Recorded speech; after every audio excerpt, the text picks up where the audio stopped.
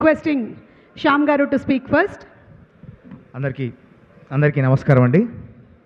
ముందుగా హాస్య బ్రహ్మానంద గారికి నమస్కారం సార్.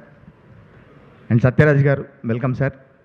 మిగతా పెద్దలు అశోక్ కుమార్ గారికి అండ్ ప్రసన్న కుమార్ గారికి, అట్లాగే రియల్ హీరోస్ డాక్టర్ ఆమ్టే గారికి, దుశ్శర్ల సత్యనారాయణ గారికి, మా ట్యాంక్ బండ్ శివకి, వీళ్ళకి నిజంగా నా తరఫున ప్రత్యేక ప్రణామాలు తెలియజేసుకుంటూ,